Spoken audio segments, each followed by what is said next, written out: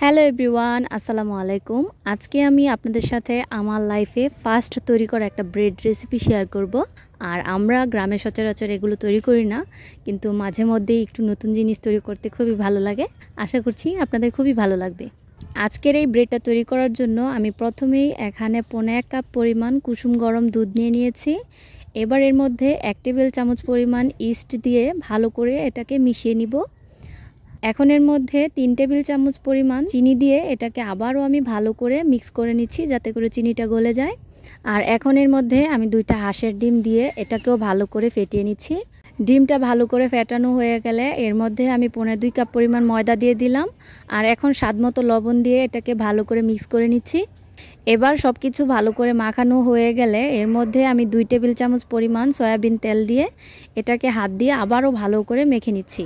ডোটা তৈরি করা হয়ে গেছে। এখন এই ডোটাকে একটা স্টিলের বলের মধ্যে অল্প একটু তেল ব্রাশ করে তারপরে এটাকে আমি এর মধ্যে ঢেলে নিচ্ছি।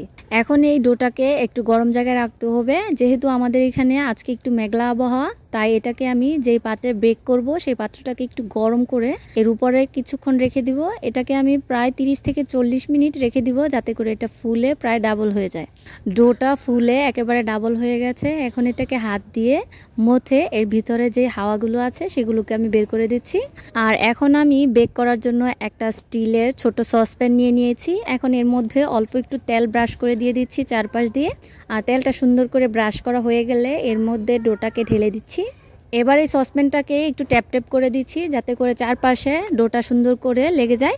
আর এখন সবশেষে ব্রেডটার উপর দিয়ে আমি কয়েকটা কাঠবাদামকে কুচি কুচি করে দিয়ে দিচ্ছি। আর কাঠবাদামগুলোকে সুন্দর করে দেওয়া হয়ে গেলে এর উপর দিয়ে কয়েকটা কিশমিশকেও আমি সাজিয়ে দিয়ে দিচ্ছি। আর এইদিকে আমি একটা সসপ্যানের মধ্যে অল্প একটু বালু আর একটা স্ট্রেনার বসিয়ে এটাকে আগে থেকে গরম করে রেখেছিলাম। আর এখন এই গরম পাতিলটার মধ্যে 2 চামচের সাহায্যে সসপ্যানটাকে আমি আস্তে করে বসিয়ে দিয়েছি। এবার অল্প একটু আটাকে পানি দিয়ে গুলে সসপ্যানটা চারপাশে দিয়ে দিচ্ছি।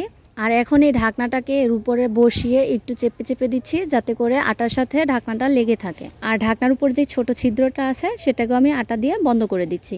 এখন লো হিটে 20 মিনিট রান্না করলে ব্রেডটা তৈরি হয়ে যাবে। আর আজকে আমি যেহেতু ব্রেডটাকে দোকানের মতো সাইড দিয়ে একটু লাল লাল করতে চাচ্ছি, তাই এটাকে আমি আরও 5 মিনিট বাড়িয়ে বেক করেছি। এখন আমার রুটিটা পুরোপুরি হয়ে গেছে। মাশাআল্লাহ, দেখতেই পাচ্ছেন রুটিটা খুব সুন্দর করে ফুলেছে। আর এখন ছোট্ট একটা টুথপিকের সাহায্যে এটাকে আমি চেক করে নিচ্ছি যে ভিতরটা ঠিকমতো হয়েছে কিনা। আর এবার এটাকে চামচ দিয়ে সুন্দর করে আমি সাবধানে নামিয়ে নিচ্ছি।